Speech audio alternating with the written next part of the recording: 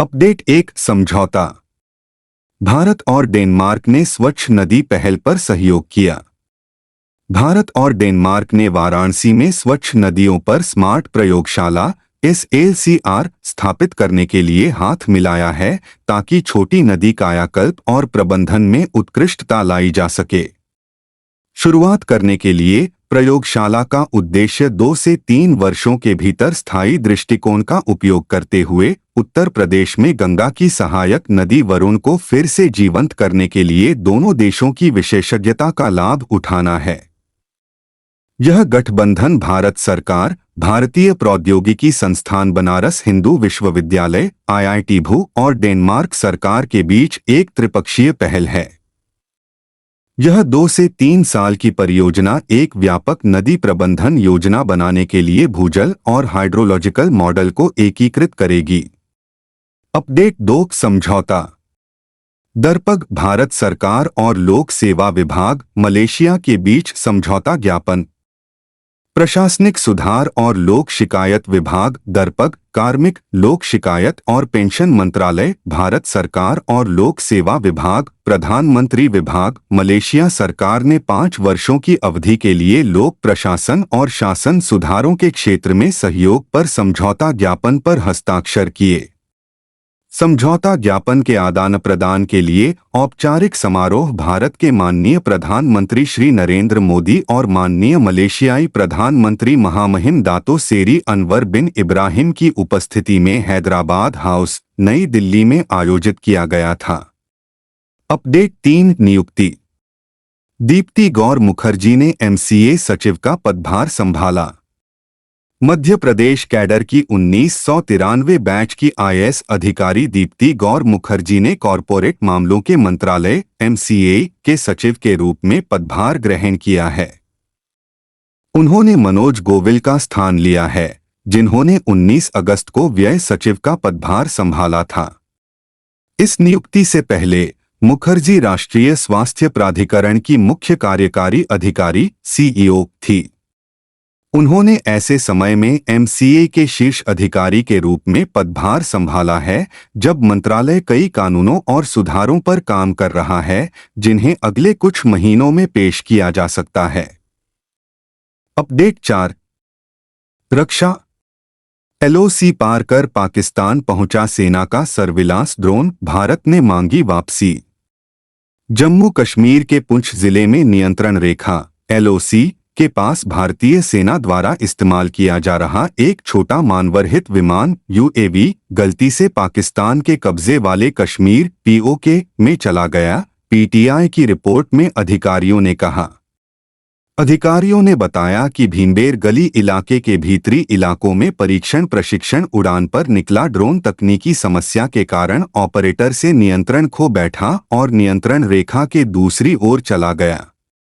The Hindu के अनुसार यह घटना शुक्रवार 23 अगस्त को सुबह 9:25 बजे के आसपास हुई, जब मिनी UAV भारतीय क्षेत्र के भीतर एक प्रशिक्षण मिशन पर था। अपडेट 5 रक्षा। भारतीय सेना एक्सप्लोडर और अग्नियास्त्र तकनीक के साथ आधुनिक युद्ध में आगे बढ़ी। भारतीय सेना ने 2 क्रांतिकारी स्वदेशी नवाचारों के बड़े पैमाने पर उत्पादन के लिए प्रौद्योगिकी को निजी उद्योग में स्थानांतरित कर दिया है, जिसमें एक उन्नत मानव रहित ग्राउंड व्हीकल UGV का विकास शामिल है, जो युद्ध और परिचालन भूमिकाओं की एक श्रृंखला प्रदान करेगा, तथा दूर से संचालित विस्फोट प्रौद्योगिकी भी शामिल है।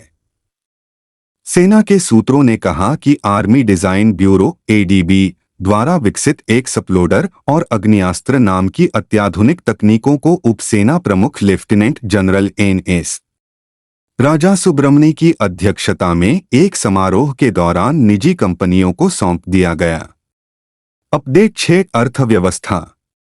भारत के कैप्स 4 परमाणु संयंत्र ने पूरी क्षमता हासिल की।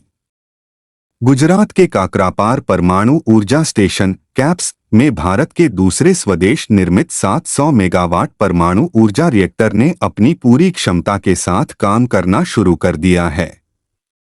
Nuclear power corporation of India limited NPCIL ने कहा कि कैप्स में यूनिट 4700 मेगावाट की पूर्ण शक्ति तक बढ़ाने से पहले 90% क्षमता पर काम कर रही थी। कैप्स 4 इकाई ने पिछले साल 17 दिसंबर को पहली बार परिचालन स्थिति में आने का लक्ष्य हासिल किया था और 31 मार्च को वाणिज्यिक परिचालन शुरू किया था। 31 मार्च 2024 को वाणिज्यिक परिचालन शुरू करने वाली इस इकाई का विद्युत स्तर नियामक प्राधिकरण परमाणु ऊर्जा नियामक बोर्ड AERB की अनुमति के अनुरूप बढ़ाया गया। अपडेट 7 अंतर्राष्ट्रीय। पीएम मोदी ने यूक्रेन को भेंट किए भीष्म क्यूब्स। प्रधानमंत्री नरेंद्र मोदी ने युद्धग्रस्त देश की अपनी यात्रा के दौरान यूक्रेन सरकार को 4 भीष्म सहयोग हित और मैत्री के लिए भारत स्वास्थ्य पहल क्यूब्स भेंट किए हैं, जहां उन्होंने रूस के साथ उग्र युद्ध की स्थिति में राष्ट्रपति वोलोदिमीर जेलेंस्की से मुलाकात की।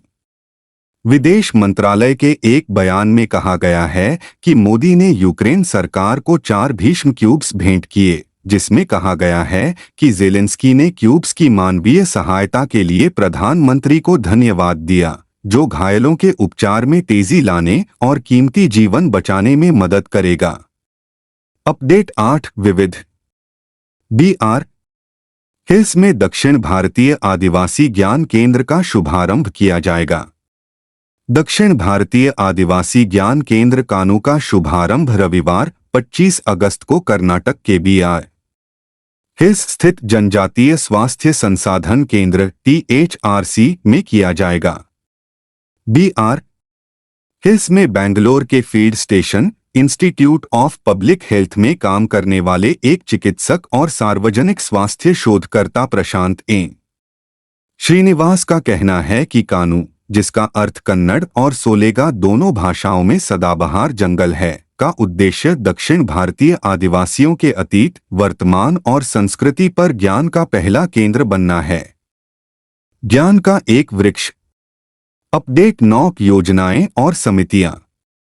डाक विभाग ने डाक टिकट संग्रह को प्रोत्साहित करने के लिए दीनदयाल स्पर्श योजना शुरू की।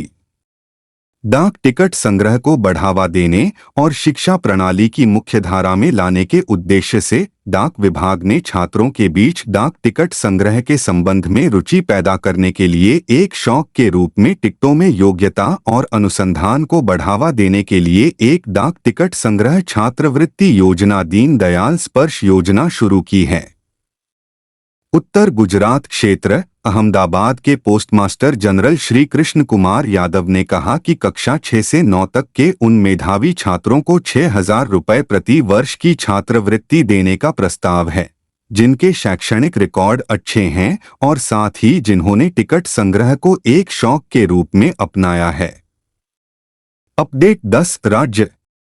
ओडिशा के मुख्यमंत्री मांझी ने सुभद्रा योजना शुरू की। मुख्यमंत्री मोहन मांझी के नेतृत्व वाली भारतीय जनता पार्टी सरकार ने सुभद्रा योजना के कार्यान्वयन की घोषणा की, जिसके तहत 21 से 60 वर्ष की आयु के बीच 1 करोड़ महिलाओं को 5 वर्षों में 50,000 रुपये प्रदान किए जाएंगे। सुभद्रा योजना भाजपा द्वारा किए गए प्रमुख चुनावी वादों में से एक है, जो पूर्व मुख्यमंत्री नवीन पटनायक के 24 साल के शासन को गिराकर सत्ता में आई थी। सहायता प्रदान करने में पारदर्शिता सुनिश्चित करने के लिए आधार पेमेंट ब्रिज सिस्टम APBS के माध्यम से लाभार्थी के आधार सक्षम एकलधारक DBT बैंक खाते में सीधे भुगतान किया जाएगा।